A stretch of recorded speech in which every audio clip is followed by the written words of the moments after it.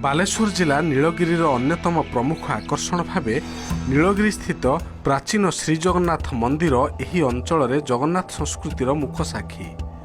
विवरणीरू जनापड़े जे नीलगिरीर तत्कालीन राजा नारायण बसंत भुजंग मांधातांक द्वारा प्रतिष्ठित दधिवामन जीउंक नाम श्री जगन्नाथंकर विग्रह प्रतिष्ठा करा जायथिला। 1525 मसीह जड़े राजा थिले एठी ना थिला नारायण बसंत विराट भुजंग मांधाता। सी थिले पुरी गजपति सेनापति। पुरी गजपति खुशी होना निज भौणी को विवाह देले नारायण बसंत। करला देवी जो विवाह होना आसिले नीलगिरी को से इच्छा कले जगन्नाथ दर्शन करने प्रथम जगन्नाथ मंदिर प्रतिष्ठा है से गाँव में। परे 1750 मसीह तत्कालीन राजा रामचंद्र मर्दराज हरिचंदन द्वारा नीलगिरीर श्री जगन्नाथ मंदिर प्रतिष्ठित होइथिला।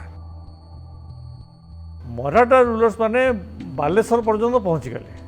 जिते से नीलगिरी राज्य को कैप्चर करने को चेष्टा कले रामचंद्र मर्दराज सैन्य को नहीं पलि आसिले नीलगिरी टाउन को निजगढ़ आसिकिना एठी रहीकिना एठी मुकाबला कले। सी मुकाबला कर भगेदेले।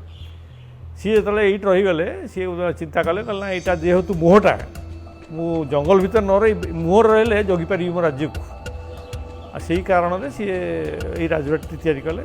से जगन्नाथ मंदिर प्रतिष्ठा कले राधाकिशोर मंदिर प्रतिष्ठा कले। सेटा हूँ 1750 मसीहा। तापर पुओ गोविंद चंद्र मर्दान समय आपणक मैक्सिमम मंदिर तुलाला गुंडीचा मंदिरटा ताकरी टाइम तैयारी से समय आपणकर कारीगर माने सब बेंगल रु आसुथिले।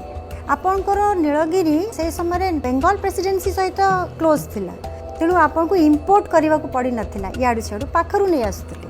ठाकुरमाल ट्रांसपोर्टटा प्रथम सनद दिगला पाटराणी को पाट सामंत आमर कहती दिगला कृष्णचंद्र को अमल से दिन गोटे परंपरा आम रहीगला कि जी पाटराणी की राणी जी रजार प्रथम स्त्री कि एकमात्र स्त्री सी हम ठाकुरमाल मालिक ट्रस्टी। मुझे बाहर आसली 1980 रे I was only 17 years old. हाँ तेणु से समय आमर ठाकुर महलटा आमर सासु ससुर के हाथ में थिला। मो सासु थिले प्रेसिडेंट आजीवन सभापति। तेणु आमे खाली उत्साह उत्सव समय आसिकी उत्साह सहित पार्टिसिपेट योगदान दौलु। तेणु यही परंपराटा धीरे धीरे आमे बुझिलु। एबे जेहेतु मो मो स्त्री मनोज मंजरी देवी होउचंती पाटराणी सी होउचंती आपण आजीवन सदस्य और ठाकुरमाल हेरिडेटरी ट्रस्टी एवं सभापति। तेणु श्री जगन्नाथंकर रथयात्रा सहित आमर बेसी लोकों सहित जो संपर्कटा बढ़ी जाए एवं गढ़ी भी उठे। नीलगिरीर रथयात्रा बालेश्वर जिलार सबुठारु बड़ यात्रा भावे परिचित। 14टी चक लागिथिबा 50 फुट उच्चता एवं 42 फुट चौड़ा विशिष्ट एक रथ प्रतिवर्ष निर्मित होइथाय।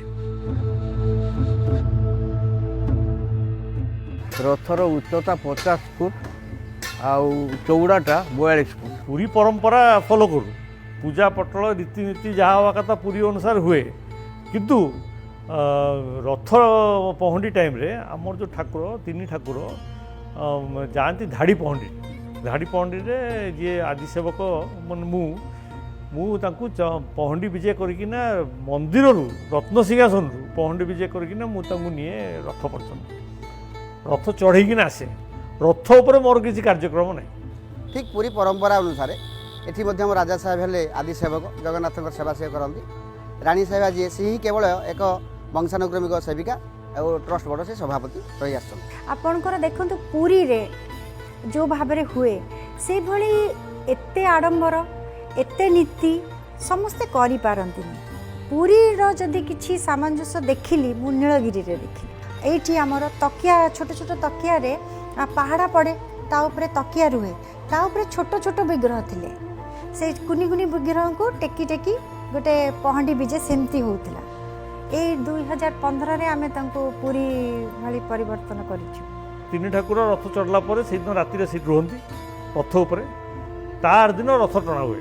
लोकंकर जो इच्छाटा थाए ठाकुर संगे पार्टिसिपेट करने सेटा को आम चालू रखा ये 3 दिन प्रोग्राम मो पूर्वपुरुष कर विभिन्न स्थान में जो मैंने आध्यात्मिक रुचि संपन्न राजा महाराजा माने थिले से माने निज निज स्थान रे जे जगन्नाथंकर मंदिर से माने प्रतिष्ठा करथिले कारण वैष्णव धर्मर विचारधारा से प्रभावित होते। आम नीलगिरी हूँ कि अन्य गणजातर हूँ जगन्नाथ इष्ट देवता नुहति आम इष्ट देवता हूँ राधाकिशोर सबू रजा मानकर इष्ट देवता इष्ट देवी था सबू गणजात रजा मैंने जो जाऊे से समय पुरी दर्शन करने जिते से जापारे कि पार्टिसिपेट रथयात्रा करें से निज निज गढ़ जगन्नाथ मंदिर प्रतिष्ठा करें। नीलगिरी आप नीलगिरी किसी पाइबे जोटा कि ट्रेडिशन आम कहूँ नीलगिरी ट्रेडिशन रथ यात्रा पालन कर नीलगिरी ट्रेडिशन।